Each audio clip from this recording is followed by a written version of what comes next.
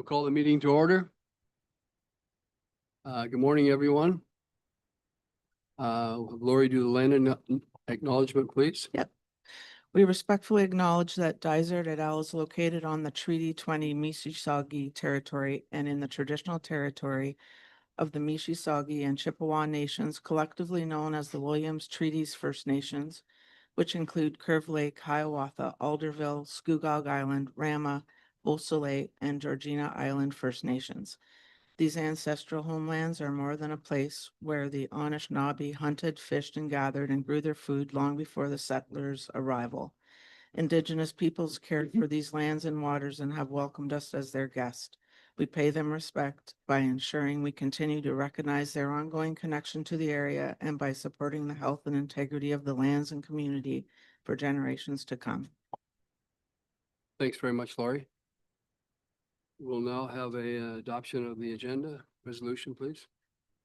Be it resolved that the agenda for the regular meeting of the Council of the Municipality of Dysart et al. Held on July 28th, 2026 be approved as presented. We'll move her to seconder, please. Nancy and Barry. All in favor? Carried. Thank you. Disclosure of a pecuniary interest, anyone? See anyone? Thank you. We'll now have the adoption of the minutes. Resolution, please, Lori. Be it resolved that council approves the following minutes as circulated. Okay, we'll move her in a seconder, please. Pat and Carm. All in favor? Carried. Thank you. Little report on the mayor. I think we had two great events last couple of weeks in our community. The Matt Duchesne Golf Tournament was a tremendous success as usual. I'd like to just send out a big thanks to Matt and his family and all the committee that put that on. They raised over $300,000 for the hospital. It's just a great accomplishment. And also just this past weekend, the Art in the Park was a great success. Lori Jones and her team there, her committee did a great job again. I was wandering around in there with my wife one day and it's really organized, some wonderful exhibits there. It was great. Right now we're going to have a council vacancy update from Tamara, please. All right.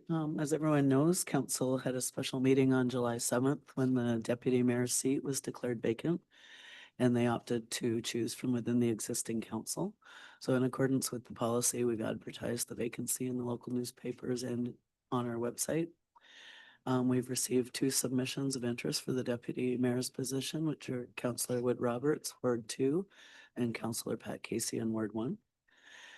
At the July 28th meeting, or today, sorry, the candidates will each have 5 minutes, up to 5 minutes that they can address council if they wish to. At that point, other council members are free to ask questions of the candidates. They can ask 1 question each, and then votes will be taken in public with a show of hands. And if there's a tie vote, randomly the names will be drawn from this little thing. This is going to leave a vacancy open for potentially Ward 1 or Ward 2. As noted in the previous report, the vacancy policy provides for the option to appoint the candidate from the previous election who ran for the position that's vacant or call for applications for consideration by council. As the vacancy will be declared within 90 days of election day, council is not required to fill the vacancy.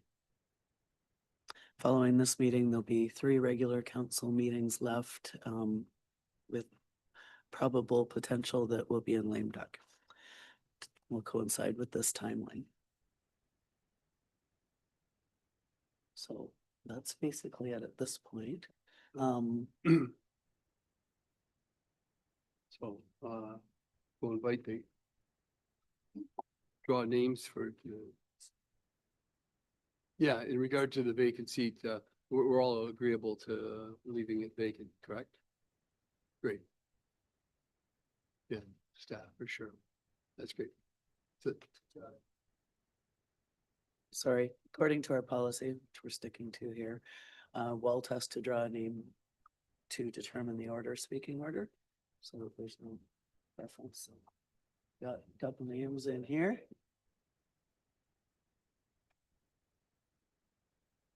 And the winner of the car is Nancy.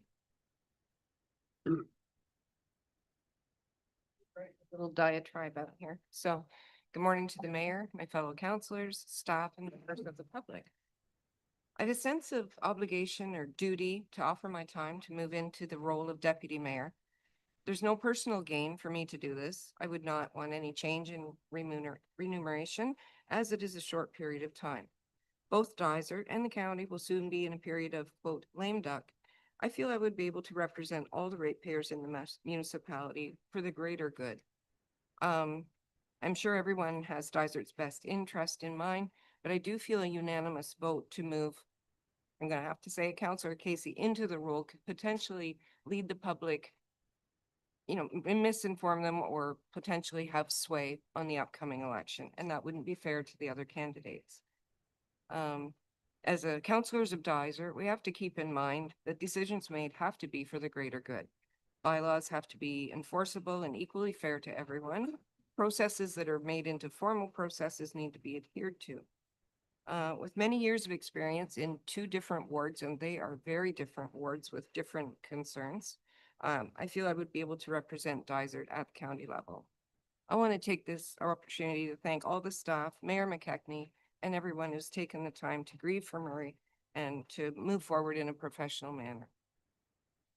That's what he would expect of us all. He was like a lighthouse beacon, and he kept us moving in the right direction. And I would hope, even as deputy mayor, were I able to fulfill that role, I could assist with that. Thank you very much, Nancy. Pat?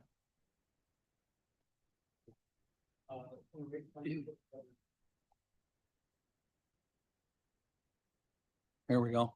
I didn't put together a draft, what I was gonna say, but again, ran for council last term, this term rather. And had my full heart in here, as everybody knows, very passionate about everything that goes on here. And looking forward to the election coming up, and also the dedication and I'm gonna say that the framework of wanting to run for mayor. Again, learned process and got to know the staff and a lot of people in the county in my role as counselor. But anyway, as deputy mayor, again, another stepping stone forward for me. And everybody knows here that I'm well grounded and have a good practical knowledge of pretty much everything that goes on here and in business and in public in the county, based on different businesses and the amount of time our family's been here. So anyway, I'd appreciate your vote, and I know I'll do a good job, as I always have, and let the best candidate win. So Thanks very much, Pat and Nancy. Okay, we'll ask council members now if anybody has a question, or do we ask both of them? If anybody has a question for either Pat or Nancy? Any questions? Okay. Doesn't look like any questions. We're gonna call for a vote for each candidate. We'll draw the names again to yeah.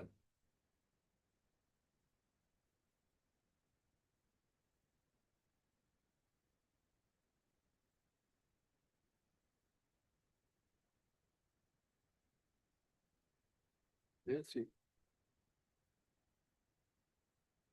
So could we have a show of hands for how many people would vote for Nancy? Okay.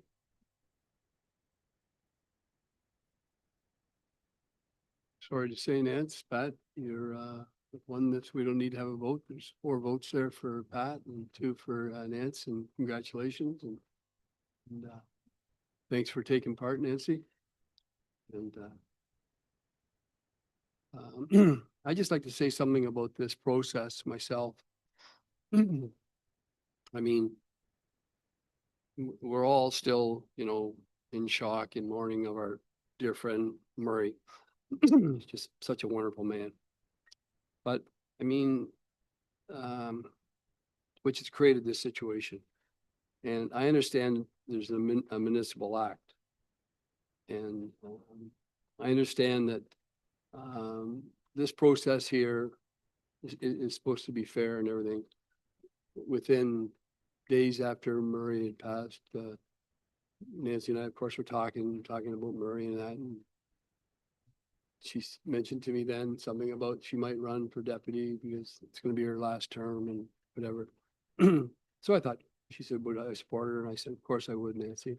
And then, of course, Pat, he got into the race, which is great. It's, it's part of the process. But to put this on council's plate, to me, is unfair as far as I'm concerned. This is my opinion.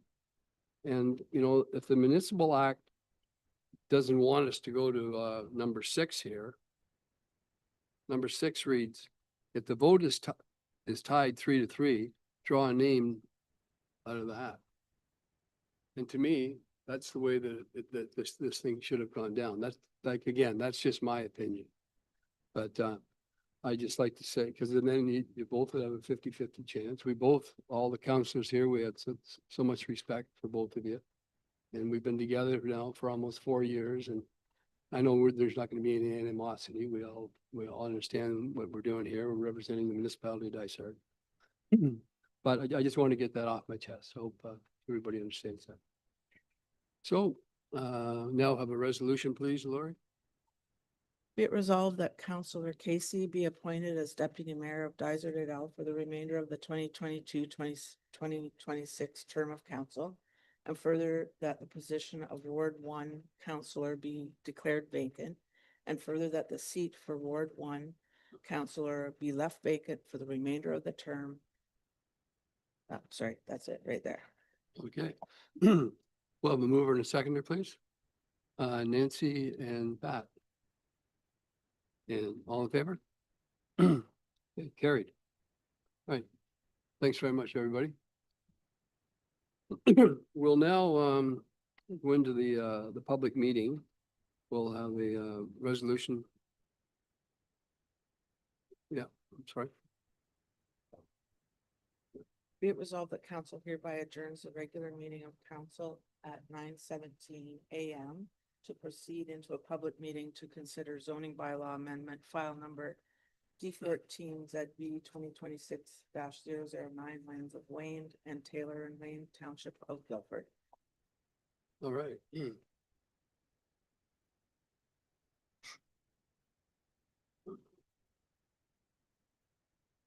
okay, guys? Okay, good morning again. So the public meeting will now come to order. This is a public meeting to consider one proposed zoning amendments to the Dysart et al. Zoning bylaw 2005-120 held by council under section 3(4) of the Planning Act for applications D14-ZB-2026-009. This public meeting are an opportunity to present to council and the public the details and background to the proposed amendments and to receive comments from the public and agencies before council decision is made. If a person would otherwise have an ability to appeal the decision of council to the Ontario Land Tribunal, but the person does not make oral submissions at a public meeting or make written submissions before the bylaw is passed, the person is not entitled to appeal the decision. The first application of the agenda is zoning bylaw amendment, file number D14-ZB-2026-009, the lands of Wayne and Taylor and Wayne. Chris, it's on the screen. Would you please give us some information on this, please? Summary, please. Certainly. Good morning, everyone. The zoning amendment is being considered as a condition of a related consent application involving a lot addition. Through the concurrent consent application, the owners are proposing to transfer the waterfront portion of their property to the neighboring waterfront lot. Once that transfer occurs, the remaining parcel would no longer have waterfront access and would effectively become what is commonly referred to as a backlot. During the review of the consent application, staff identified a few planning concerns. The retained parcel would be smaller than what normally is required for a backlot and would have frontage only on a privately maintained road instead of publicly maintained road. As a result, the retained parcel would not fully meet the intent of the official plan if future development were contemplated. To address these concerns, a condition was included in the consent approval that would rezone the retained lands from rural type 1L zone to open space zone. The open space zone is intended to protect the land in a natural state. And it permits passive conservation type uses, but does not permit residential development or other forms of development. This means that the retained parcel cannot be developed with a dwelling or similar use under the proposed zoning. Should a future owner wish to develop the property at some point, they would be required to submit a separate application, such as a zoning bylaw amendment, and the application would be subject to full planning review, including any required technical studies and agency approvals. As a requirement under the Planning Act, all neighboring landowners within 120 meters and applicable agencies were circulated on July 7th. And to date, the only comments that were received was from the County of Haliburton. They have no concerns and would just like to be circulated on the notice of decision. Recommendation in summary is that the proposed zoning supports the lot addition application, which is to rezone the property to open space. The retained lands remain protected and their natural state, and that the planning concerns associated with the creation of the undersized backlot are appropriately addressed. And I believe that Greg Bishop, the consultant on the application, is in attendance if he wishes to speak or address any additional questions that council may have.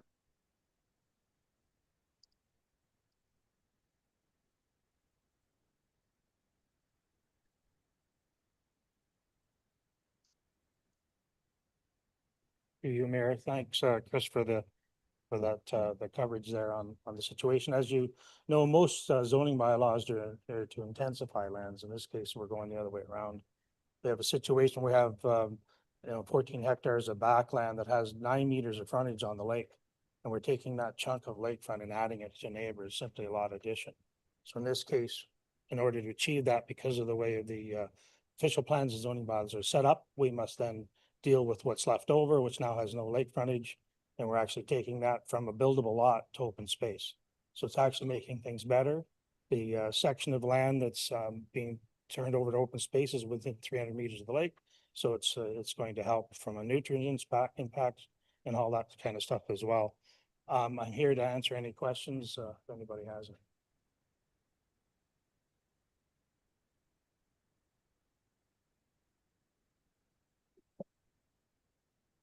No questions? Thank you.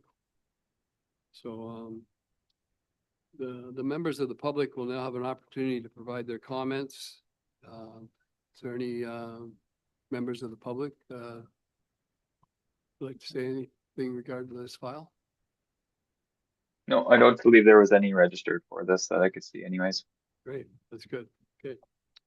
And no other questions, council, for Chris on this file? No? If you'd like, I can read the resolution. Oh, great. Thank you.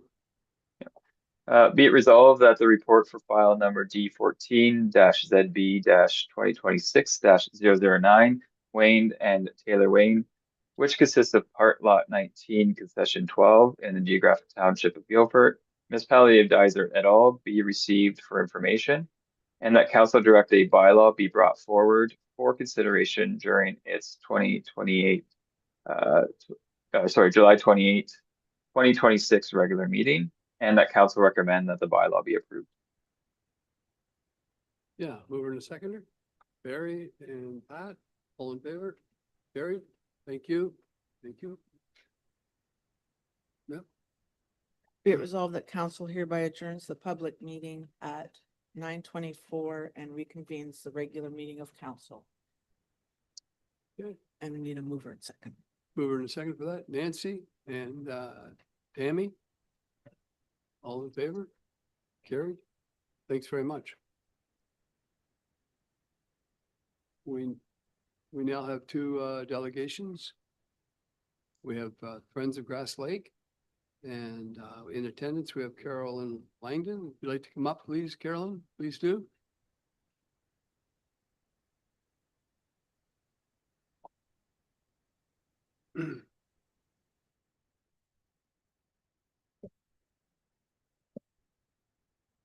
Good morning, Mayor and Council, through you, Mayor. I'm here representing the Friends of Grass Lake. We are requesting a formal phased active transportation corridor. We want to connect the new municipal property on County Road 21 to Glebe Park. And Barry DeVolin, resident of Peninsula Road, first raised this idea with the Friends. We would like to see this concept be forwarded to the Biglieri Group to ensure inclusion in the initial property design phases.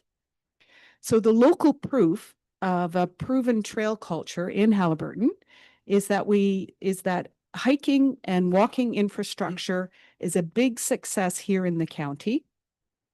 Consider the immense popularity of the Hike Haliburton Festival and look at the high usage of the Haliburton Highlands Land Trust trails.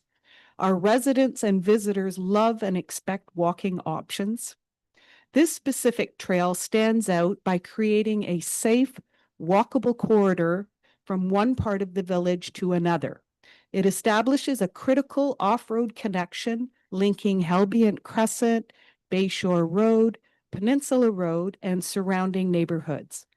This corridor provides residents with a safe, active transportation route directly to the future park and the multi-use recreational facility called the MRF.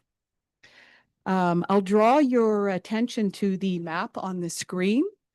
Can that be enlarged a little bit? So this was a map that Adam from the planning department prepared for us. And it's just the visual demonstrates how a trail, which is in blue, I roughly sketched that in. Of course, a trail builder and council and staff could provide the detail where it should go, can fit entirely on township property from County Road number 21 through to Glebe Park on College Road. So Glebe Park is outlined in green. So I just roughly took me 2 seconds to just sketch in a trail. There is a road right of way. So you can see that it can connect the parcels of land belonging to the municipality. So it safely connects multiple municipal properties without using private land. So it can be a phased approach with zero immediate cost. So we're not asking for immediate trail construction or immediate capital expenditure. Our request is simply to preserve the right of way now. And this will prevent the route from being blocked by future building layouts. Securing this township property corridor will cost nothing today. And there's precedents, the UK and European footpaths, for example. So we could look to the UK and Europe for a successful model. Their public rights of way networks protect community connectivity. And how it applies there is that these regions have thousands of miles of historic low impact paths that cut through various properties to maintain community connectivity. It's low impact. European footpaths prove that a designated right-of-way does not require heavy infrastructure. Often just a simple unpaved walking track is enough to connect communities. Community safety and the network value. This trail is an economical alternative to concrete sidewalks in the new parcel. It avoids the massive capital cost of roadside infrastructure. It keeps pedestrians safely away from busy vehicular traffic. A crushed granite screening path through the new parcel only would require minimal municipal upkeep. Enhances the community's green space infrastructure, promoting health, wellness, and environmental appreciation. Community support. This project aligns with a broad network of local stakeholders to serve a broad swath of our community. Any number of outdoor recreation and civic groups could be approached for endorsement and support, including the Rotary Club of Haliburton and the Haliburton BIA. Communities in Action and the Haliburton County Development Corporation could be engaged with along with the Haliburton Highlands Nordic Trail and Ski Club. So my closing ask is that we respect council's budgeting and development timelines. Therefore, we have a clear closing to ask this morning. We ask council to pass a motion to do two things. First, formally protect the right-of-way corridor for future development of this trail. Second, to direct staff to send this concept map to the Biglieri Group for inclusion in the plan. And I want to thank you very much for your time and dedication to our community. Okay, thanks very much, Carolyn. Thank you. So, council, you have any questions? Could you repeat the first one there? I know the second one you wanted to forward it to our planning. Biglieri Group, right, the consultant. Can you run over the first one again for me, please? Certainly. So to pass a motion to do two things. First, formally protect this right-of-way for future development. And then second, to direct staff to send this concept to the Biglieri Group for inclusion in the plan. Okay, thank you. I totally agree with the second one. I'm not so sure about the first one. I'd like to have that group look at it first and get back to us with the details of what they feel would be right or wrong on that. Yeah, I think more consideration. It's a great idea, Carolyn, on that in principle. If you just look at where you penciled in the trail on the map there a bit ago, there's a lot, there's some other things that come into play like wetlands and I think landfills there and some other stuff. And in regards to that, it's protected by the MOE license that's there on that note. But in principle, I think it's a great idea. But, you know, as an accessory to that, and again, not to be condescending, it will cost money at the end of the day. Like we have to get surveyors in and all that type of stuff. Principal idea is great, but I think if we asked the Biglieri Group what they think on that, or even if we could talk about it at council here more, to map that out. I do know, and I thought there was a plan in place to get sidewalks along adjacent to the highway in front of Tim Hortons. I know it's not such a peaceful walk, but on the same note, it's open, right of ways are there, and the access is good and all that type of stuff. But again, my own opinions, it's a great idea, but I think we just need to look at it a bit more before we start going in. Yeah, and I want to say the same. I'm not disagreeing with it by any means. I think I love to walk myself, so I just want them to have a better, give us a little bit more advice on it. That's all of what the plans are for those backlands where the trails go through. Any other questions? I agree with both Pat and Barry and probably the rest of council here that it's a great idea. And but I also agree the Biglieri Group definitely have to somehow fit it in the plans. And of course, like Pat says, the money part is a big factor, but I think down the road here, I'm hoping it'll get done. And because it would be a great little hiking trail and all the things that you were saying. So please go away with a positive that we definitely are agreeable to, but we have to speak to the Biglieri Group. Yeah, absolutely. There's lots of work to do. And of course, I mean, we're not trail builders. It's just, as kids, we would cross-country ski across through to Glebe Park. So we know that it's kind of possible, but yes, absolutely, it needs work. So thank you very much. Thanks for your time. Sorry, I just have a question to council then. So we're gonna forward this on to the Biggley group.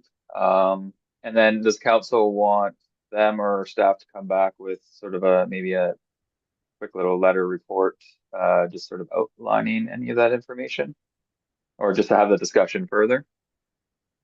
I think- think so. That's what we need to Okay. Yeah, hear from we, them. to we see. want staff and It's we're in pretty early stages of everything, right? So, they just need to get us a little more information on it, whether it can or can't be and what, yeah, just how they feel about it. Yeah. Perfect. And in the, I can confirm that sidewalks, at least within the development portion of it, they were included in the RFP of the design of sidewalks. But as for that strip to connect the park over to this area, yes, I think that obviously needs further discussion. Chris, while we're chatting about it, I think it'd be great, the timing's great with evidently bringing in the early stages of the planning on that project, but if we could put the design forward so it fits within our project that we're talking about now, but also have the ability to plug it into the 66-foot right of way or the highway down below. So we have that option, as you know, that might not happen for 5 or 10 years, but at least it's set up and there's a nice bit of land set aside for park use as well in that new property that would tie in nice to it. So. Yeah, that's correct. And a lot of developments like this, sometimes you'll even see little linear strip parks, which then would include those multi-use paths for connection throughout. So certainly something that council and the design group can consider into that. okay, I think there's a lot of positives there. That's great. So we'll have a resolution, please, Lori. Be it resolved that council received the delegation from Carolyn Langdon, Friends of Grass Lake. Okay, the mover and seconder, Nancy and Carm, all in favor? Carried. Thanks very much. Next, we have a request for prorated fees, license of occupation. And I believe we have Elaine Rolfe here. Please come up, Elaine.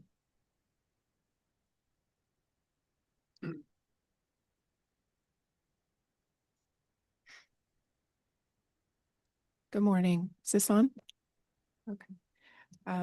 Mayor, members of council, thanks for having me today. I'm here regarding my family cottage at 1157 Fisherman's Trail, which is on Redstone Lake. I'm here regarding the annual license of occupation fee regarding short-term rentals and ask council and the mayor to consider prorating the fee in my circumstances. My short-term rental license expires on July 21st of this year, and I have decided not to renew it. As a result, I will no longer require a license of occupation after July 21st, as it's only needed to support my short-term rental license. The township renews these licenses of occupation annually on June 1st, requiring payment of the full annual fee. In my case, this means I'm being charged for an entire year of license of occupation, even though I only require it from June 1st until July 21st. The annual fee being $500 plus tax. I'll do the quick math for you. The 51 days of that would be $69.86 plus tax. What makes this request reasonable is that the township already prorated my license of occupation when it was first issued. I was charged only for the period from July 21st to May 31st, rather than for a full year. This demonstrated that prorating was both possible and appropriate when the license began partway through the annual cycle. I'm respectfully asking council to apply the same principle at the conclusion of my license. If proration was considered fair when the license commenced, I believe it's equally fair to prorate the fee when the license ends before the completion of the next annual term, which has already passed. My request is not for special treatment, but rather for consistency and fairness. A prorated fee would accurately reflect the period during which the license of occupation is required, while ensuring the township receives payment for that period of use. I appreciate the opportunity to be here today, and thank you for your time, consideration, and service to our community. Okay, thank you very much, Elaine. Any questions from council? Very good. Thank you. Okay, Be it resolved that council approve the applicant's request to prorate fees for withdrawn license of occupation. Application LO 2025-011. of mover and seconder. Nancy and Tammy, and all in favor? Carried. Thanks very much. Okay, next on the agenda, we have fire department report. Dan? What's going on, I believe?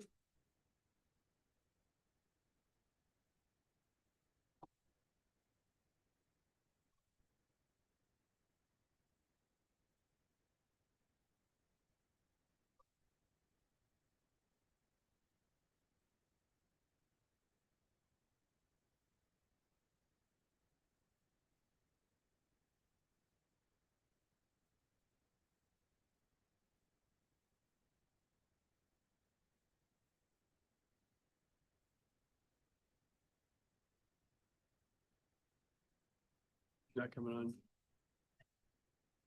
Okay. Well, I think everybody looked over the report, and has anybody got any questions in regard to it? It looks like it's a pretty standard report. Nancy, yeah, they're busy, that's for sure. So we'll have a resolution, please, Lori. Be it resolved that council acknowledges receipt of the fire department report for June 2026. Okay, mover and seconder. Pat and Barry, all in favor? Carried. Thanks very much. Next on the agenda, the building and bylaw report. I believe we have Carl and Abby and Jess coming on, so there's Carl there now. Good morning, council. We can start with the building permit activity report for June. So June had decent numbers in comparison years with regards to permit numbers, number of permits, permit fees. You can see that significantly higher than the previous 2 years for June. And daily inspection numbers were creeping up. Any questions with regards to that report? No questions, just good news. I think, Carl, it's starting to go the right way again anyway for a bit. Yeah, it's Ontario's a weird creature with regards to building permits. They're down every year everywhere this year in Ontario, but the rest of Canada seems to be thriving for some reason. I'm not sure what's going on in Ontario, but yeah, our numbers are a roller coaster this year for sure. Everybody good with that? Resolution, please. Be it resolved that council received the June 2026 building permit activity report as information. Okay, mover and seconder. Barry and Tammy, all in favor? Carried. Thank you. Next, we have a bylaw update report from Abby. Yeah, good morning, everyone. So the bylaw update report for this month, there's been a significant increase of complaints this month, which is kind of on track for our usual summers. Lots of zoning complaints and canine complaints are coming in.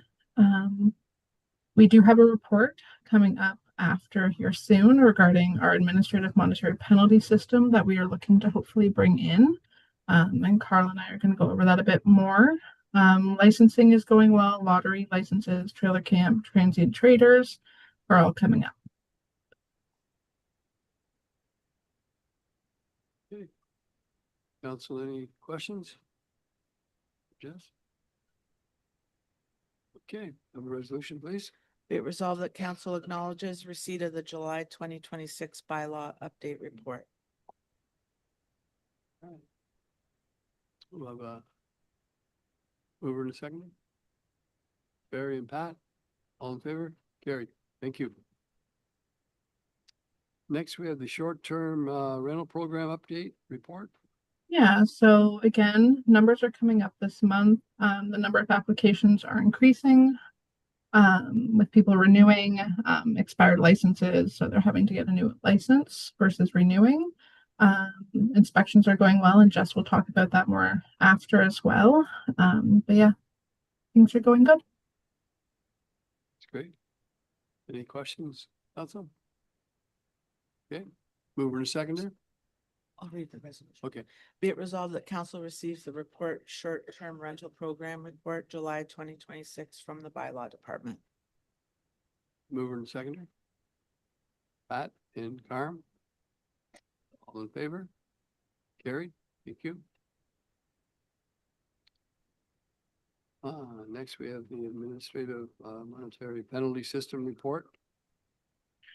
All right, so this report talks about AMPS, so Administrative Monetary Penalty System. So what AMPS is, it's essentially a means of fining people for infractions to bylaws. So we currently have a system in place where we issue a Part 1 offense notice or a Part 3 summons, and that goes to court for infraction of these bylaws. So a Part 1 is essentially you find somebody, they can appeal it, and it gets brought to a court where we have to defend that fine that we've issued, and we have to travel to Lindsay to basically have that heard and defend that approach. So what AMPS does is this is a system where the municipality, we basically developed this process. We have to have a hearing officer that essentially acts as that judge or justice of the peace that makes the ultimate decision whether or not the offense notice was reasonable or not. So the benefits of this AMPS process is that council determines the fine amount. All the money that is collected stays with the municipality. It's not dispersed over the area that the court system that we currently belong to is split between. So with this AMPS process, we have a hearing officer as well as a screening officer. So if somebody does not agree with the offense notice that we issue, they can appeal to the screening officer. So a screening officer would be somebody that the municipality, a current municipal employee, but they cannot be involved with the bylaw department. So it could be somebody like the clerk's office or another position, and maybe we have two positions so that if somebody's not available, the other person can do it. We don't foresee it being a big part of that person's job. It's just they would have to review the penalty and determine if it's, there's errors on the penalty or whatever, and they can make decisions based on that. So if the person is not satisfied with the screening officer's decision, they can appeal to the hearing officer. This hearing officer is somebody that is appointed by council. It is somebody with a legal background. It is not an employee of the municipality. They are completely impartial and make a decision such as a justice of the peace or judge would do in other cases that we would bring before the courts. So that is essentially the process. And again, nobody has to travel to Lindsay to have these heard or hear the appeals. It's just everything is local, and it's our four partner municipalities. Our three other partner municipalities have or are in the process of bringing on AMPS. One of the biggest benefits of AMPS coming up is that the Planning Act is actually being amended to include the provision for AMPS. So currently we have, if it's for zoning infractions, we don't really have a lot of legal tools to deal with zoning infractions. AMPS would be the perfect process to deal with zoning infractions when this gets introduced into the Planning Act. Any questions or comments on AMPS? Just a quick one, Braden, do you have a lot of experience with this system, like in regards to finance? Like, Not a ton, no. So that was a no. Not a ton of experience from the finance end, no. Any other questions? Okay. We'll have a resolution, please, Lori. Be it resolved that council receives the administrative monetary penalty system report, further that council endorses the development of an AMPS bylaw and direct staff to return with report on the implementation requirements, timelines, and budgetary implications. Mover and seconder. Carm and Pat, all in favor? Carried. Thank you. Okay. Next, we have the short-term rental inspection, septic inspection. Yes, good morning, everybody. During the month of June, staff completed 85 inspections. Of those inspections, 65 of them were exempt from the septic maintenance inspection. The remaining properties underwent the septic maintenance inspection as a part of their overall inspection process.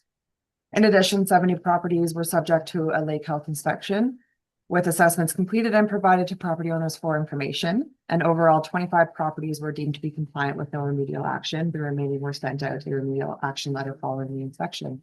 Does anybody have any questions?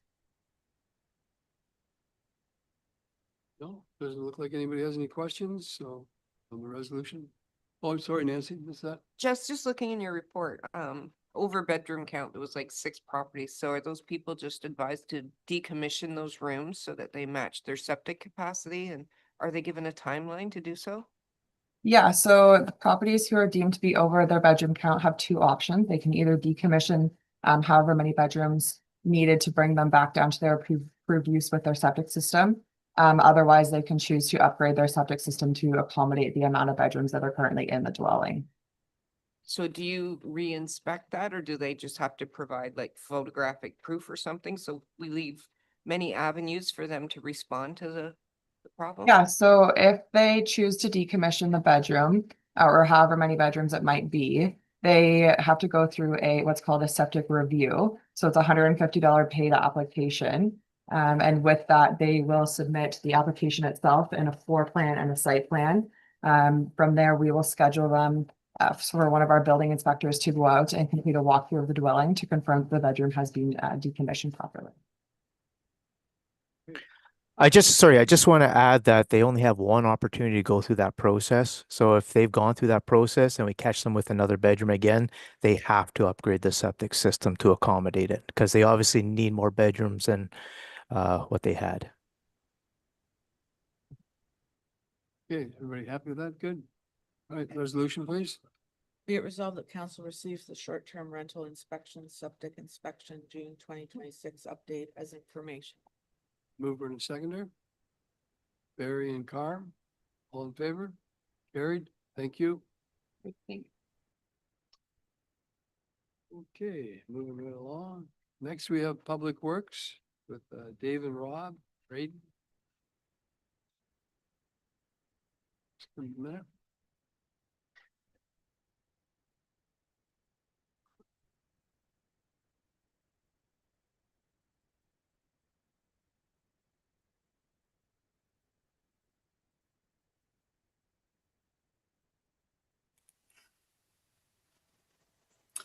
Good morning, Mayor and members of council. I have my road maintenance status report for June 2026. Our ongoing construction, as I reported last month, construction on Eastern Avenue, Humber Avenue, Brome Drive, Meadowview, and Industrial Park have been completed. We are ongoing on Fred Jones. We're moving over to Mink, and then we're going to be going to Winona afterwards. Emergency washouts. This is a report that actually happened earlier this July. Calico Road washed out from a result of a beaver dam break. Repairs were made by Dysart Road staff. We have ongoing brushing and tree removal. We have ongoing roadside mowing, which is currently over in Harcourt area, and then patching. Road patching. So we did some spray patching on the way into town last week on night shifts, and we're gonna continue that, this Thursday. Question, Barry? Yeah, Dave or maybe Tamara can help us too, but Peter's sitting here and, he sent you and I both, I think, a note of, different things that you had concerns about. What's his best? I mean, we have to just pass them. We can't go out to the roads department and say, you gotta do this or do that. We have to pass them on to the proper authority. So is there a better way for him to, like, through that, or where it gets tracked or whatever, Tamara? And are you aware of that, Peter, how that can be done, or can you explain it for him? Yeah, the report of concern on our website, if you submit your concerns through that, then it goes directly to the right stuff and there's a tracking mechanism in it so that you'll get responded to and be kept up to date with what's going on with the file, and a file number will be assigned, and it's just a good way to make sure nothing slips through the cracks. And so, yeah, There's a digital trail, yeah. digital trail. Is that? Yeah, if I can pipe in on that also. So the report of concern is great because it's actually documented through Citywide. So it comes through Citywide, and it's the only documentation we do have, and it's kept up to date on a daily basis throughout Public Works. So it's really what we run off of now. Can we let Peter, or is that okay with you? Like, do you understand? That's a good idea.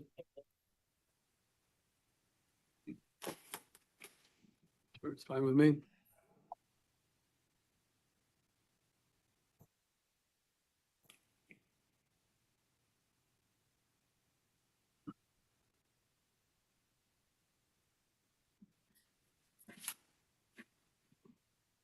But, okay, that's good.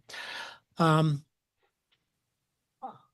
wasn't planning to speak today, but I think we need a rethink of how some of these problems are being dealt with.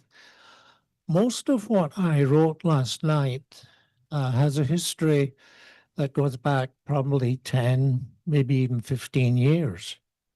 And there have been conversations with various people in the roads department. I go back to when Mr. Nicholson was in charge, and he came out a couple of times to look at some of the things.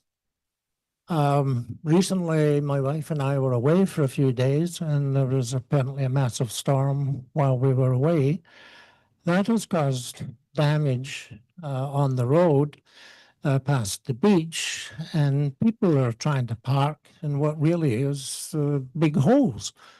And this goes on for year after year after year.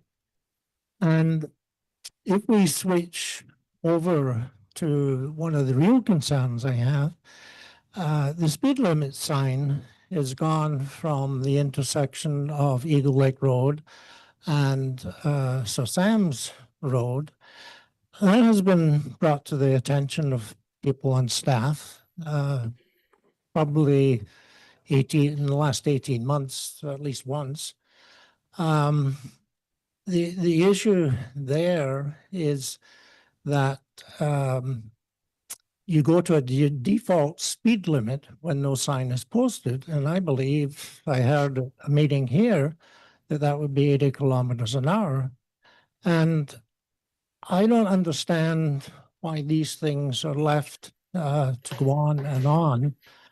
If I switch over to Sir Sam's, the fence post work that is scheduled to be done looks, from an eyesight point of view, not really to be what is needed. I mean, the work is apparently going to stop at Bush Wolf, and yet my friend here, Mr. Bagg, tells me that north of Bush Wolf, it's a real mess.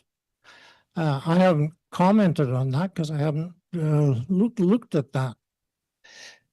If we go to another simple thing, the sand cleanup, I think there's more sand at the intersection of Halliburton Lake Road and Sir Sam's than there is in the beach.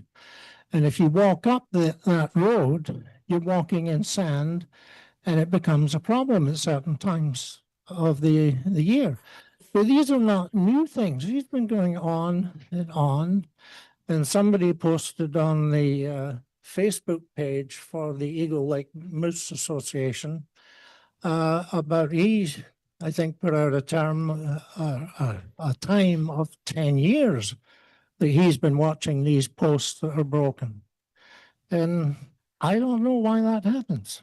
It seems to me these things have a sense of urgency.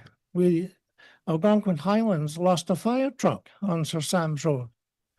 The area where it's happened, there has been a request put in at that time for fence posts to be put up so that we wouldn't see a fire truck being lost again. These guys are going out in terrible, terrible conditions to serve us. And it would seem to me we can afford to spend the money to make sure that they can get home safely. So it just goes on and on and on. And I don't know how staff are setting their priorities. Some things get done very expeditiously and others don't.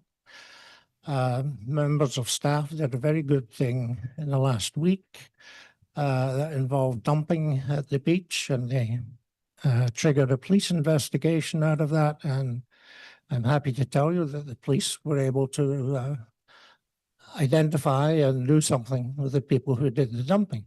So, you know, I'm in a situation where, because of old age, maybe I'm down to 5 years left in Eagle Lake. If that's the case, I would like to see when I do leave Eagle Lake that it's been, all these problems are taken care of.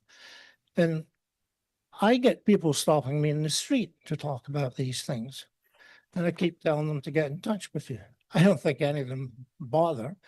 I think Walt and Barry probably get the odd phone call about these things, but I think it's a case of, I don't know, maybe training. Yeah, I think Peter, what I was trying to say there too is that, you know, if we could do it through this new system that we have, then it can be tracked. And then if, you know, if that complaint goes in, we've got it in writing, we can track to see whether it's getting done.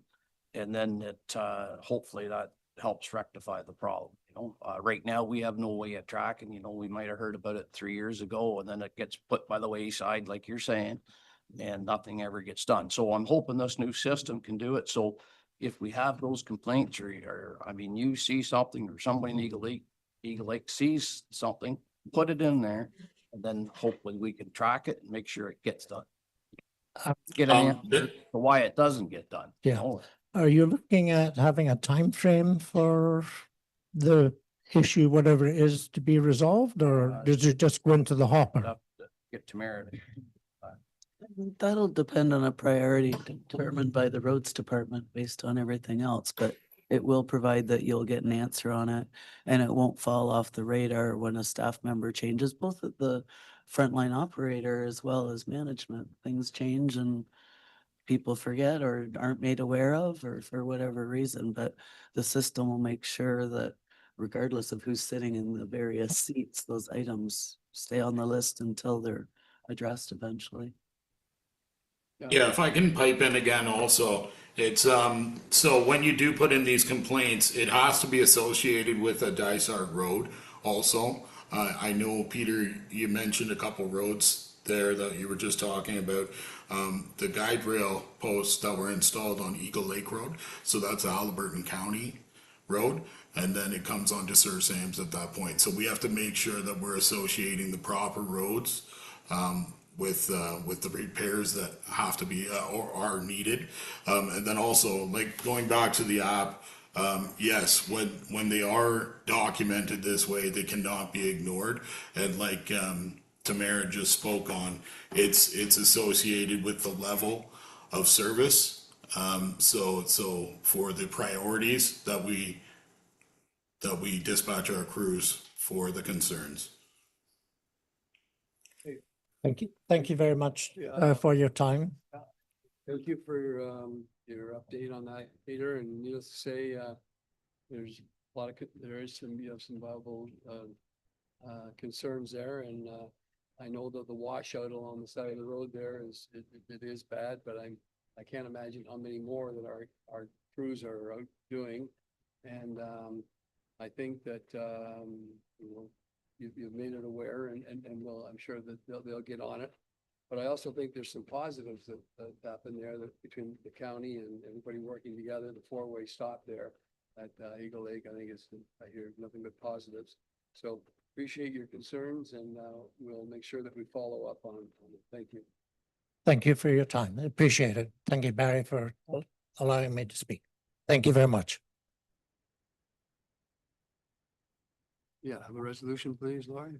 Be it resolved that council receives this report outlining roads maintenance activities for June 2026 as information. Yeah, mover and seconder. Barry and Nancy, all in favor? Carried. Thank you. Okay. Yep, go ahead. Dave?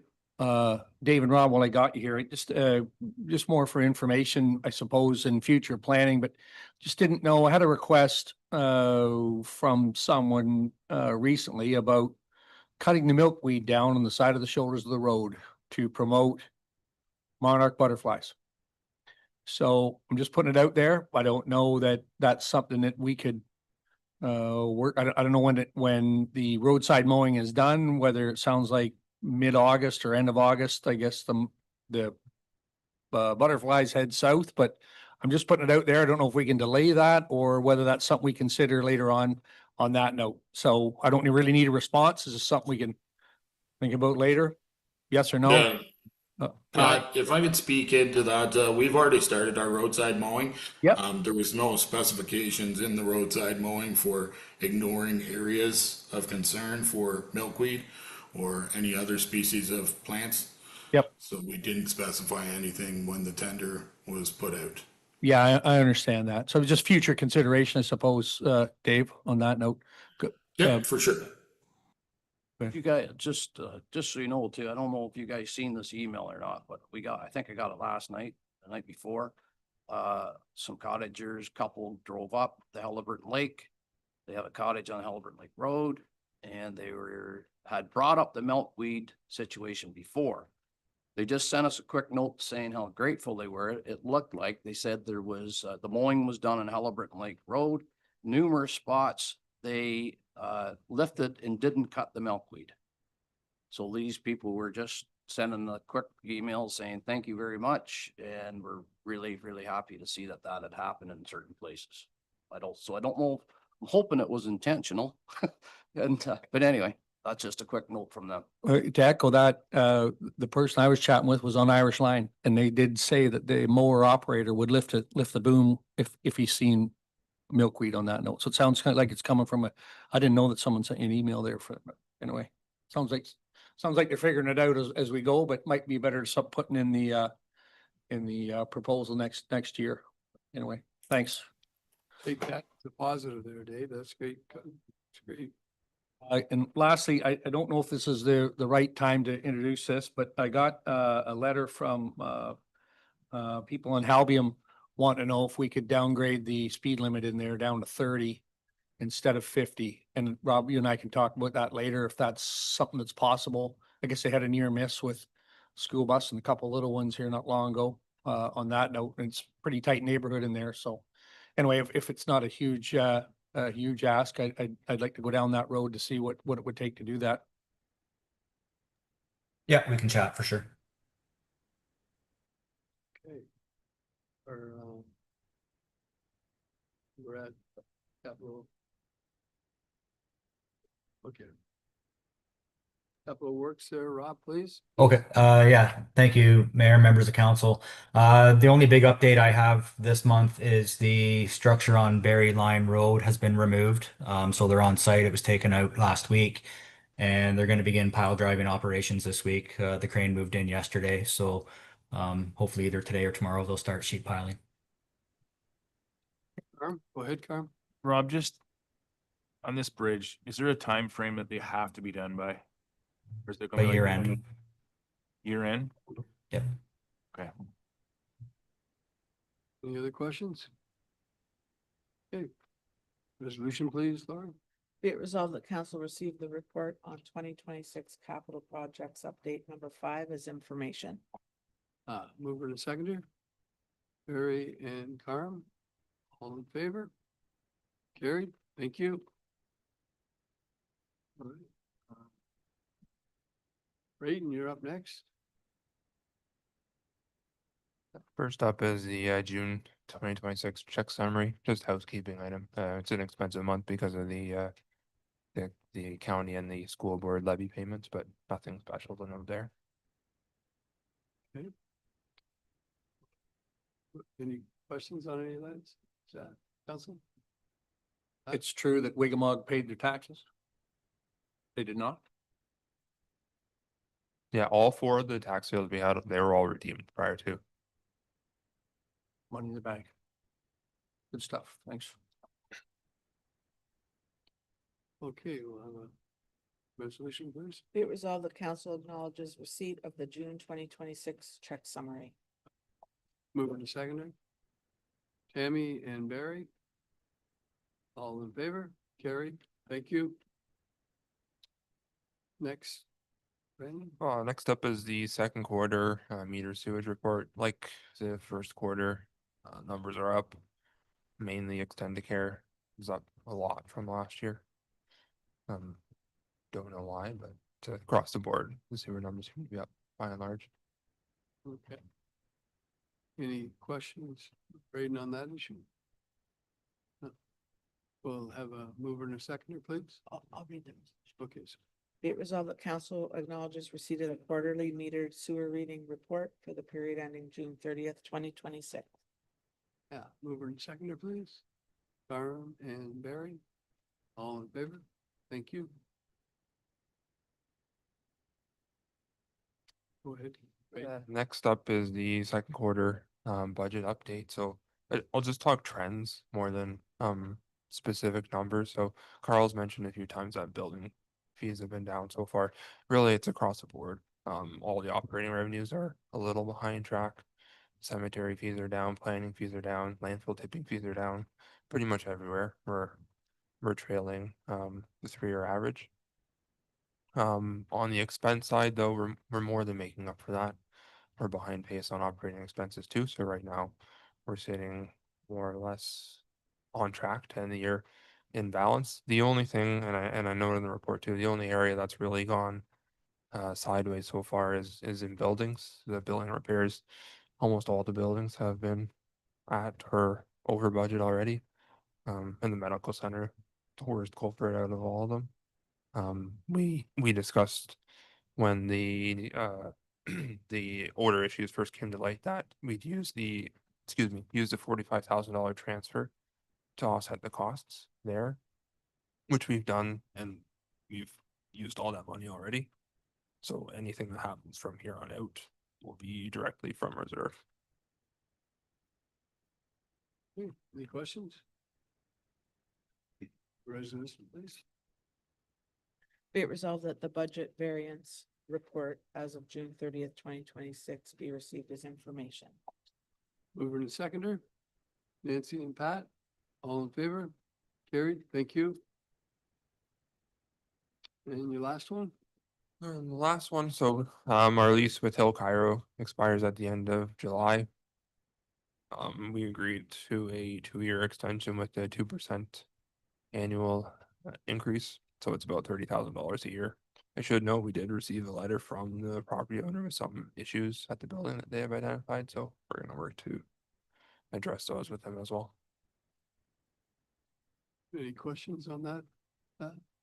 Okay, well, resolution, please.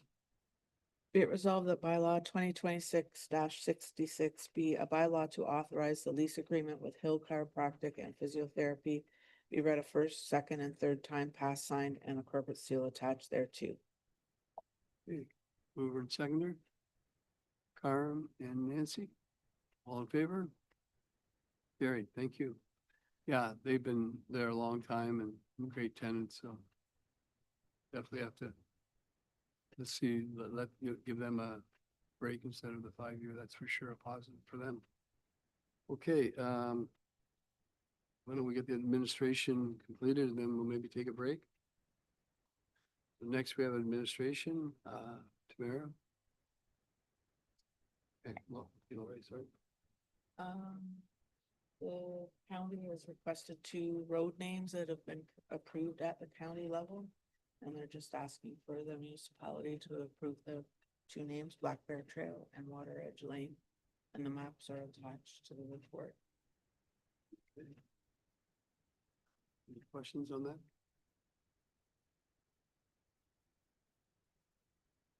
Motion, please. Be it resolved that council approve the newly proposed road names of Black Bear Trail and Water Edge Lane located in the municipality of Dysart et al. Mover and seconder, Barry and Pat, all in favor? Carried, thank you. The next item, is just the annual request from the Lions Club to have their toll bridge on August the 1st. Just go through this agreement every year. That's a great thing they do. It's very positive. So, any questions?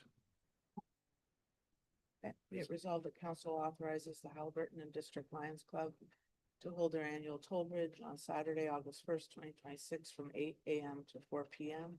in the vicinity of the bridge on Maple Avenue between Victoria Street and York Street with the following conditions: that the Lion Club will obtain liability insurance naming the municipality of Dysart et al. As additionally insured and provide a copy of the certificate of insurance prior to the event, and that all volunteers working in the traffic lanes shall wear approved safety vests.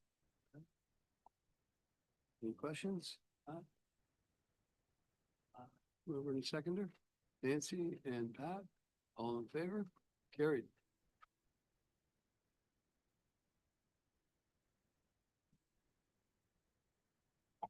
Sarah?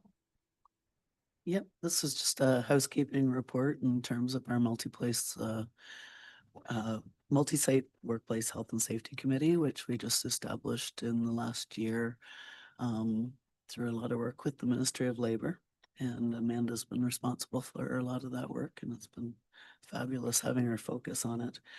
One thing that came up when we were submitting the terms of reference, we had a vacancy from CUPE at the time, so we proceeded with outer signature requirement from them. And since then, the vacancy's been filled, so CUPE's asked to have their signature added back to the terms of reference. So that's all it is just updating that to make sure everyone's commitment is there to participate in the Health and Safety Committee. Any questions? Okay, we'll have a resolution, please.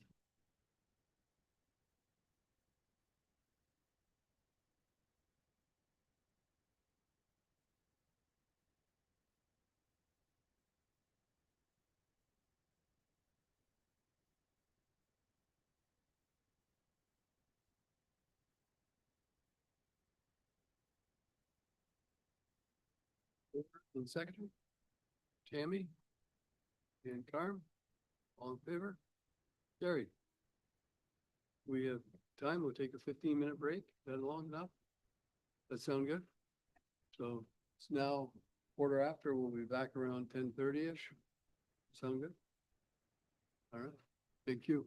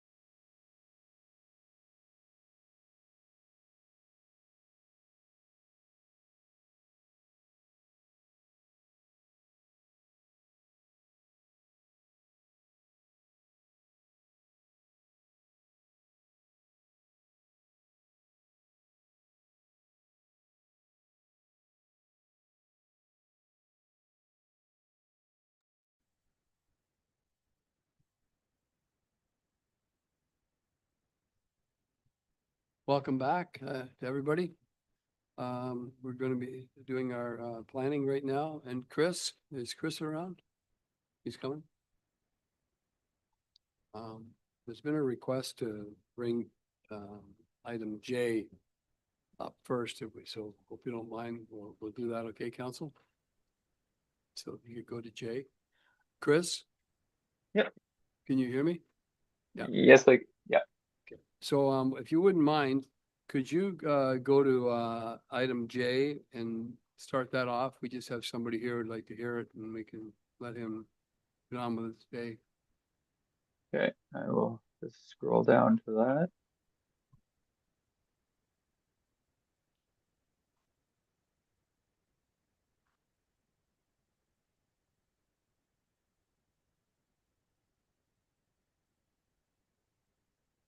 Okay, this is the update for the Halliburton Eagle Lake Road, that's correct? Correct, correct. So at the council meeting on June 23rd, 2026, Councillor Sawyer made a notice of motion requesting that the status update on the above noted matter. As per the staff report, staff have included a quote provided by the Ontario Land Surveyor. Staff are waiting for confirmation from the municipal solicitor before proceeding with the survey, and then staff to seek direction from council of how they wish to proceed.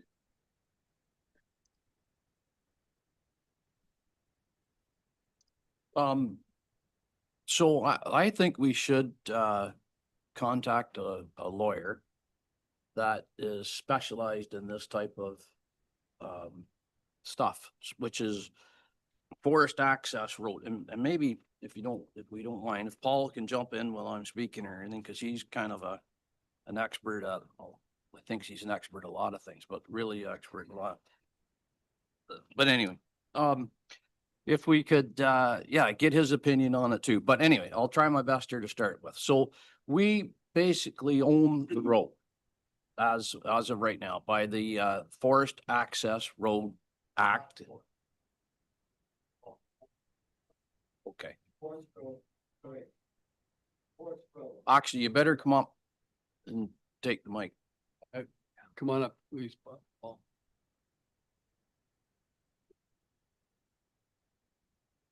You can go right over here. Oh.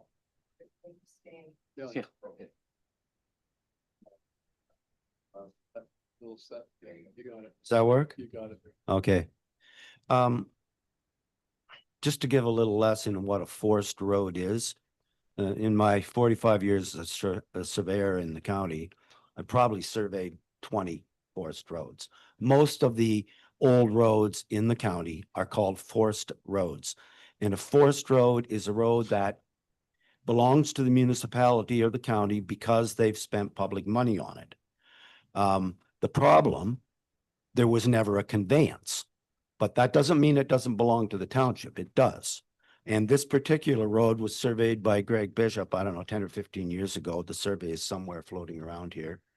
And the reason, I assume the township had Greg survey that road at probably pretty great expense. It was an extensive survey. It showed where the road was. And there's actually bylaws naming it the Eagle Lake Road or whatever. There's bylaws, maintenance bylaws. It's definitely a classic forest road, which means it already belongs to the township.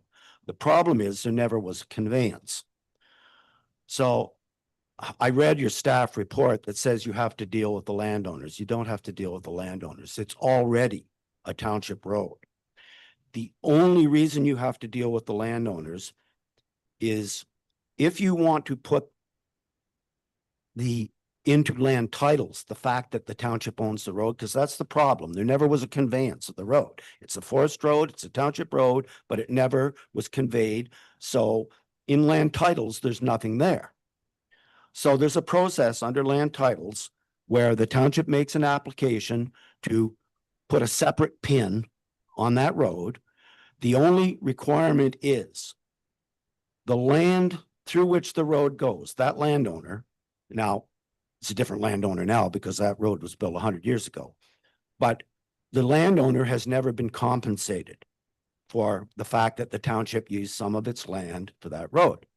So the process in the land titles office requires the township to give at no charge the concession road allowance or the side road that was supposed to contain the road, but the road got moved over onto their property. So to complete the process in the land register or the land titles office, the township has to offer to the landowner that piece of unopened concession road allowance as a gift. You have to give it to them. Now, if they don't want it, you don't have to, but that's the process. So way back a year ago or whenever, we had this discussion, the reason we need another survey is that the Bishop survey showed where the road was. And it also showed the unopened side road, but it didn't make them parts on the plan. So you can't deal with them because they're not parts on the plan. So you need a second survey to make these unopened road allowance parts so that you can offer them to the landowner through which the actual road passes. So that's why this is stalled, because the survey never was commissioned. And I read the planning report and it said, or not the planning report, the staff report that said, well, you have to deal with the landowners. You don't have to deal with the landowners. And, you know, I'm a surveyor that's done this for 45 years. I'm not a lawyer, but I've dealt with these things all that time. And it's a package deal. You need a surveyor, you need a lawyer. You need a lawyer that has experience dealing with the land titles office. I don't know if your existing municipal lawyer, it appears that he doesn't want to do it.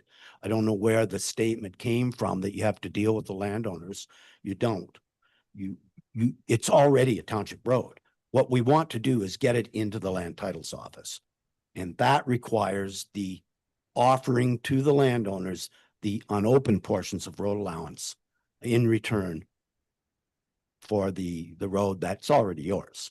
But that's the compensation they get. It's not negotiable. It's, do you want it or don't you? If you want it, township has to give it to them, no charge. But you So- can't do that. We can't do that process because we didn't do the survey.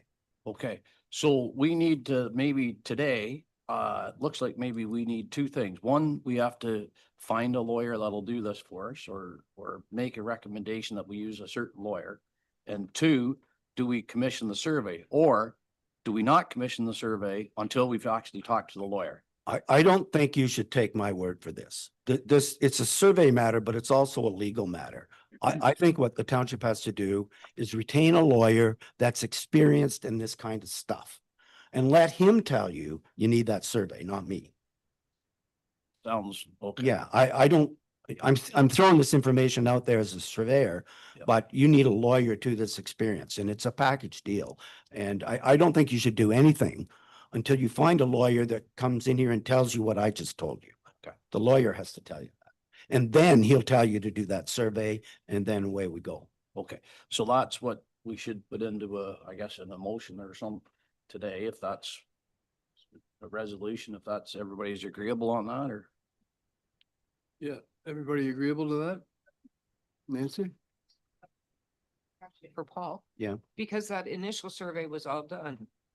Does the initial survey have to be all redone, or can No, they no. use they use a lot of that information? There's nothing wrong with the survey. In fact, It's good base. oh, it's more than that. These unopened portions of road allowance that we have to make on, he already showed them. Yeah. Unfortunately, he didn't make them parts. They're there. So They're all they just have to dimensioned. be Yeah, identified. I did a colored copy of the survey saying, I colored them all in pink. Here are the sections of unopened road allowance that you have to put on a survey. They're already surveyed. So yeah. He just didn't make them parts. So we can't deal with them in the register office, land titles office, unless they're parts. It's gonna be a much less physically sort of. Well, the price, in-depth you've already got a survey. price for it. It's $9,000 to $11,000. Yeah. All right.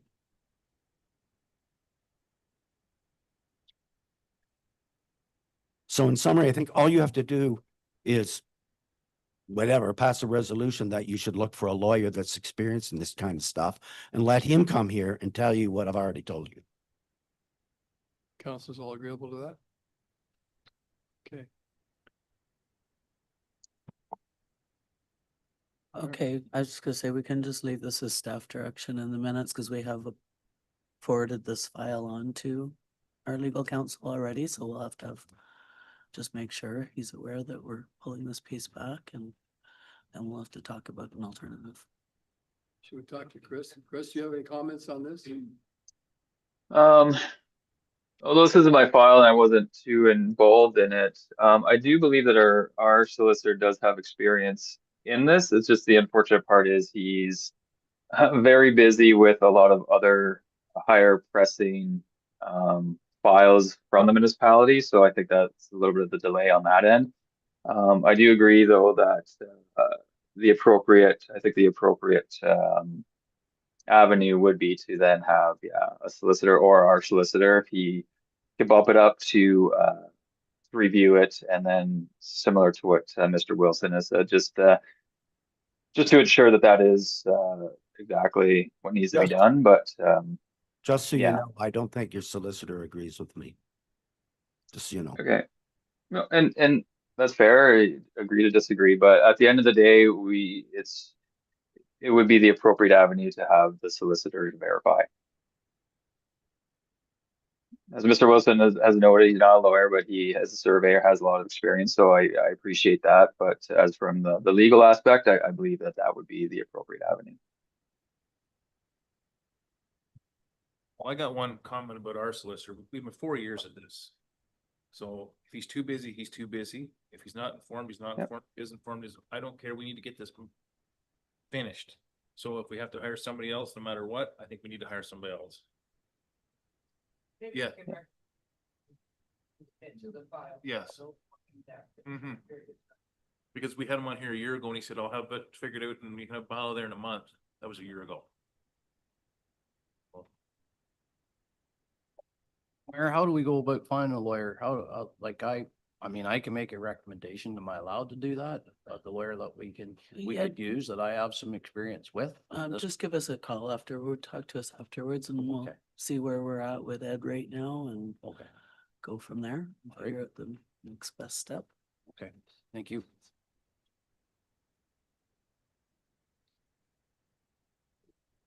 Okay, yeah. Go ahead. Be it resolved that council receive the staff report for information purposes. Okay. Mover and seconder. Pat and Tammy, all in favor? Carry. Thank you. All right.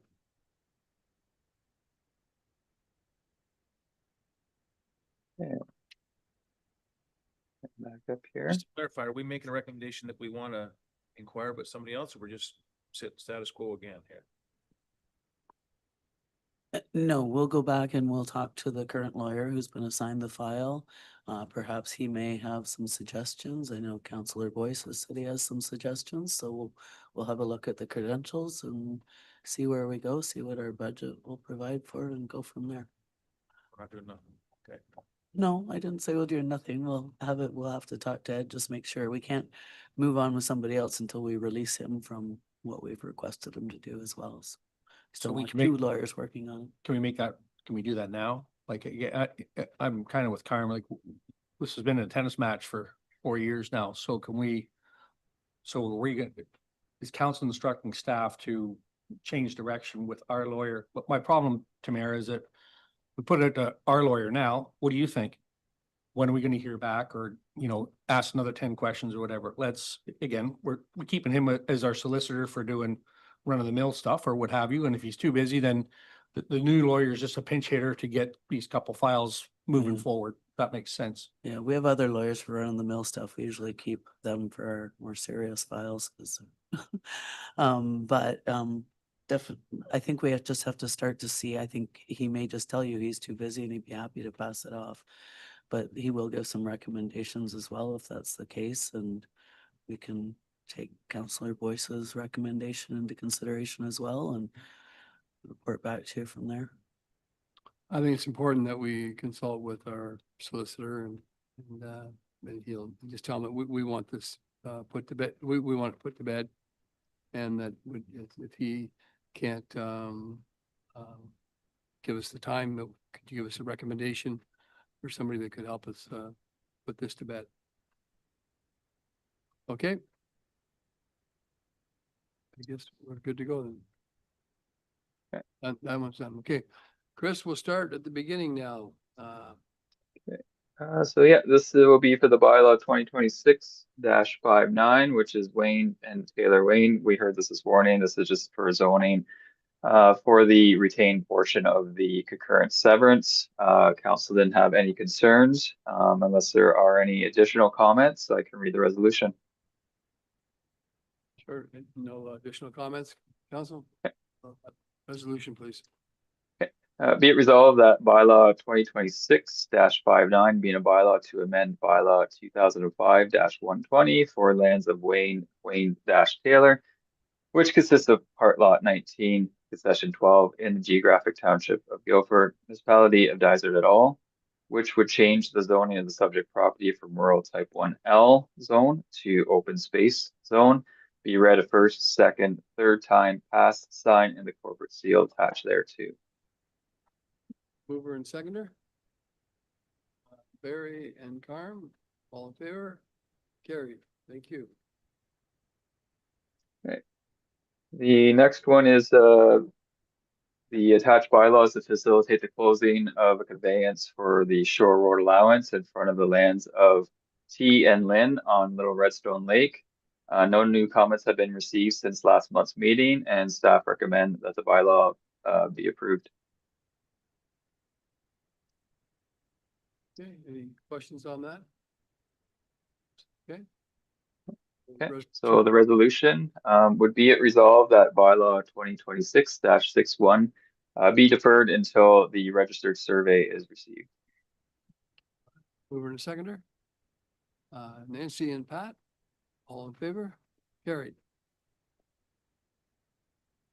Okay, the next application again is to purchase the Shore Road allowance in front of the lands of Gunther and Fisher on Winona Lake.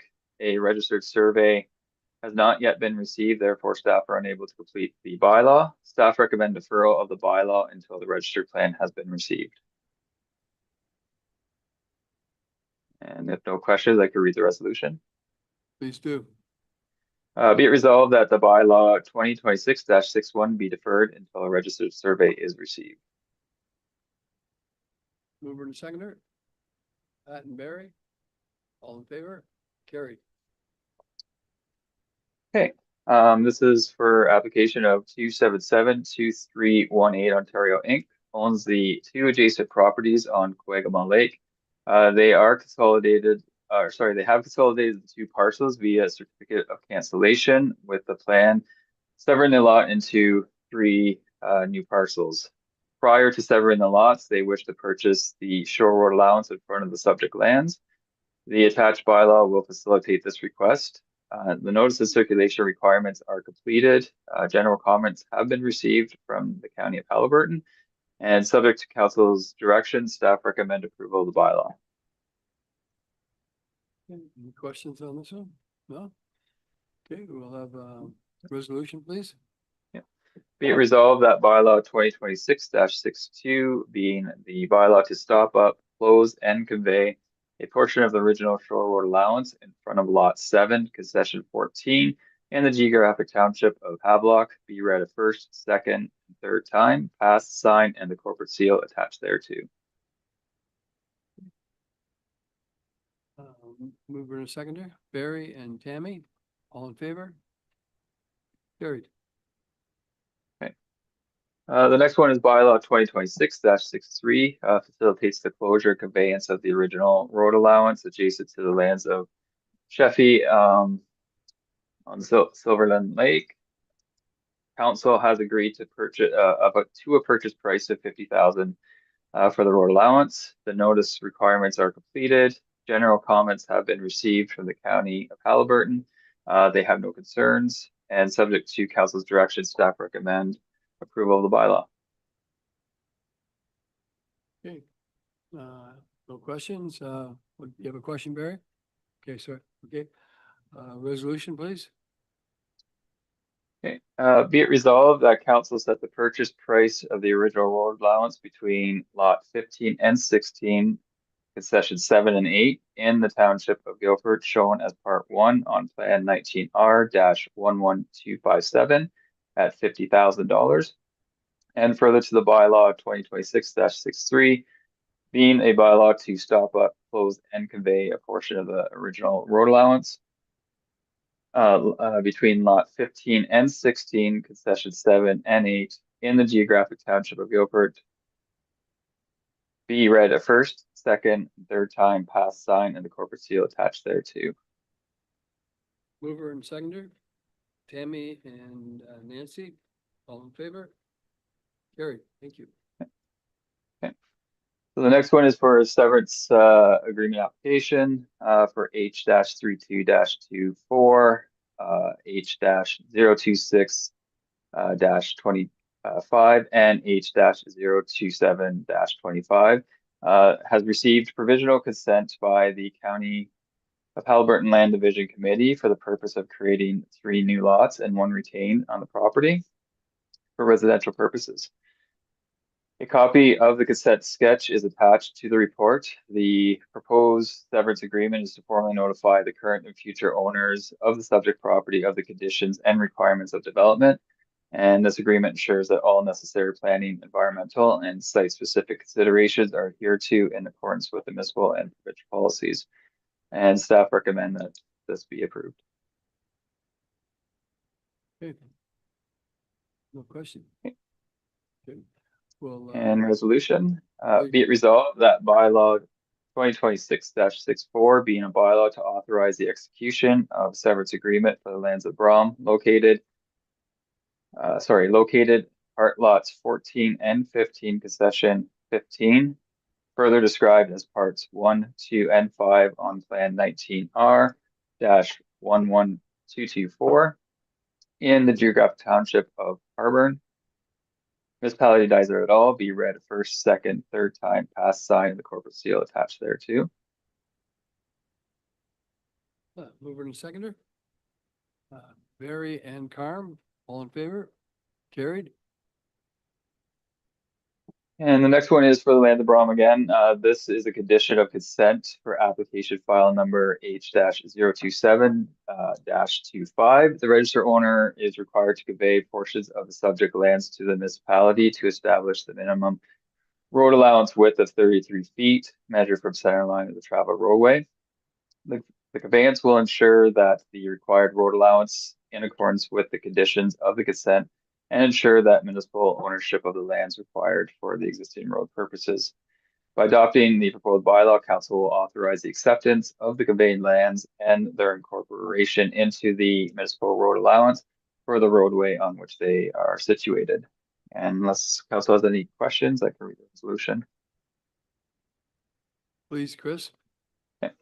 Be it resolved that bylaw 2026-65 being a bylaw to authorize the acceptance of lands described as part lots 14 and 15, concession 4, and part of lot 15, concession 3, further described as parts 3, 4, 6, and 7 on plan 19R 11-224 in the geographic township of Harburn, municipality Dizer et al. Be read a first, second, third time, pass, sign, and the corporate seal attached here too. Mover and seconder, Pat and Tammy, all in favor? Carried. Okay. The next one is the purpose of this application is to secure illegal access easement identified as part 2 on reference plan 19R-11230. Prepared by Bishop Geyer Surveying Inc., which traverses the subject property described as part 6, concession 10, and lot 12 on plan 447 in the geographic township of Dudley, municipality of Dizer et al. The existing driveway providing access to the property partially encroaches onto the neighboring lands, municipally known as 1343 True North Road, owned by Mr. Hoopla. He has agreed to grant an easement over the affected portion of his property to formalize the existing easement arrangement. The driveway has been used for many years by the adjacent owners and represents the establishment means access to the property. Due to steep topography and physical constraints, of the subject lands. Relocating the driveway eliminates the encroachment, which would be difficult and impractical to put it along the actual right of way. According to the proposed easement, it is intended to recognize and secure the long-standing access route. And unless council has any comments or concerns, I can read the resolution. No comments? Okay, No. go ahead, Chris.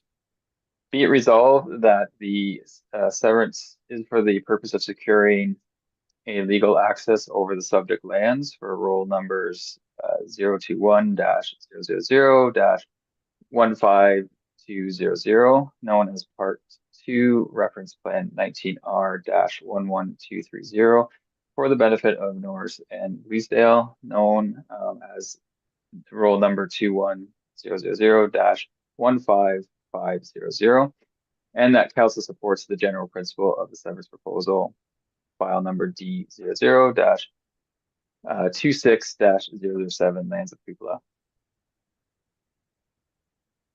Okay, mover and seconder. Nancy and Carm, all in favor? Carried.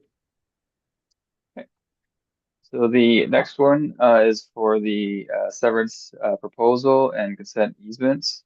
This is for file number D00SV-2026-010-011 and -012, Lands of Paul Wilson Consulting Limited on Blue Lake. These 3 sevens applications propose the creation of 3 new waterfront residential lots and 1 retained parcel on Blue Lake from the larger existing property. Before the application can be approved, the applicant must demonstrate that the proposed development can occur without creating negative impacts on the environment, water quality, fish habitat, species at risk, or neighboring properties. To help evaluate the proposal, the municipality will require a site evaluation to assess the property's physical characteristics, development potential, servicing and environmental constraints, and an environmental impact to identify and evaluate the natural heritage features, more specific for the species at risk, fish habitat. Access to the property lot would be provided by an existing private right-of-way extending from Halliburton Road.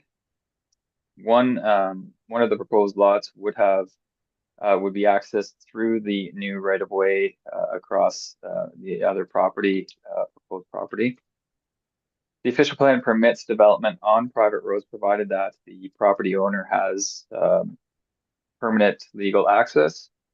Appropriate arrangements are in place for road ownership, maintenance, and management, and the road can accommodate emergency vehicle access, and the property owner participates in the road association or similar maintenance arrangements. As part of the review process, the applicant will be required to demonstrate that all proposed lots have safe and legal access and long-term road maintenance arrangements are in place. And recommendation is that staff recommends that council support the general principle of the severance proposal, subject to any input received through the public consultation process. And I believe Paul Wilson may be in attendance to speak to this further and address any questions if needed. Any questions, council? Okay. Resolution, please. So the resolution is, be it resolved that council support the general principle of the severance proposal for file number D00-SB-2026-010 and -011 and 012, Lands of Paul Wilson Consulting Limited, subject to the conditions as outlined in the report and any comments received through the public review process. Mover and seconder. Carm and Pat, all in favor? Carried. Okay. And done the Eagle Lakes, so I believe we are on to the budget update. So this, the attached to the report is an updated account for County Road 21 subdivision project. During the recent project meeting, the Larry Group advised that an archaeological study and geotechnical study are necessary to comply with the provincial planning policies for official plan amendments and plan subdivision applications. Staff have consulted with the County of Halliburton, who are the approval authority for the official plan amendment and plan subdivision. They confirmed that requirement of these studies. It is anticipated that these studies can be commissioned in the 2026 while still complying with the 2026 budget of $310,000. Staff requests direction for the Valeri Group, Big Larry Group, to obtain the necessary studies. And if there's any discussions to be had, we can certainly do that, or I can read the resolution if needed. Please read the, Chris, thank you. So the resolution is, be it resolved that council directs staff to work with the Valeri Group to obtain any archaeological study and geotechnical study to support the municipal plan of subdivision project on the County Road 21. Mover and seconder, Nancy and Pat, all in favor? Carried. Okay, thank you, Chris. Thank you. Thank you. So we have next on the agenda, reports and recommendations from local agencies, boards, and committees. Tammy? No, they have not met. No. Okay. Harm? Yeah, nothing to report, well. Okay. Rails and Gallery? Hi, thank you. Rails End had a very successful weekend. It was very busy down there, and so a lot of people came to town for that. They did have a grant funding decline from the Trillium Foundation, which was very unfortunate. They will be coming to the municipality because there are some building maintenance issues that are the municipality's responsibility. There is a further, more detailed report available if anyone wants it. They're busy with their summer hours. They've had good community involvement. That's about it. Okay, any questions from council?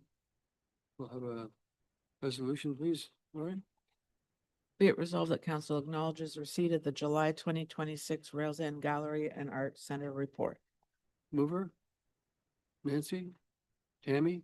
All in favor? Carried. Thank you. Pat, Albert BIA?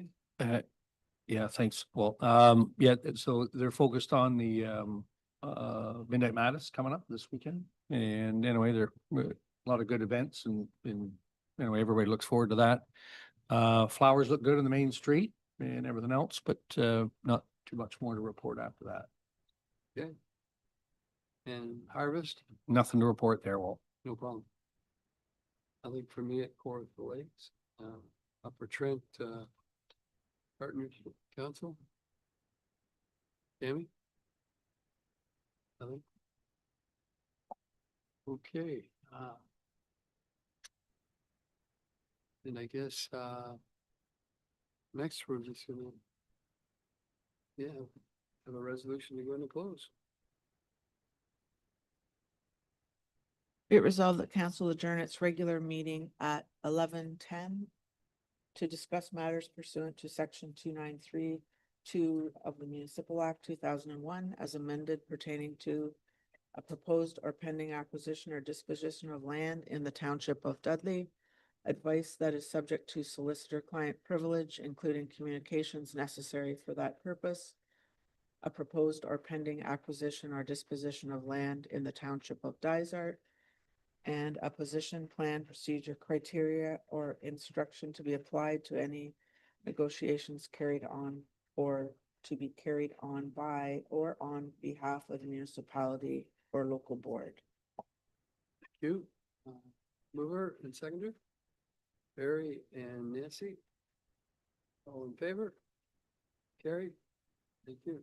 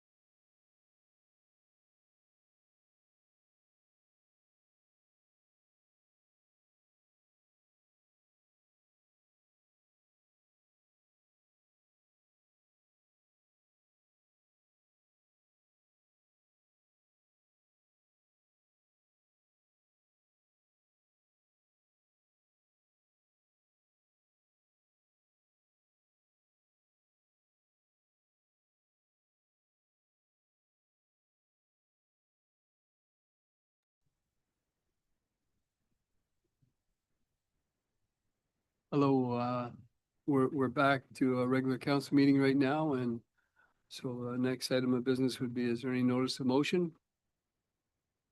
Seeing none, okay, and also, Walt, just one, question to jump in.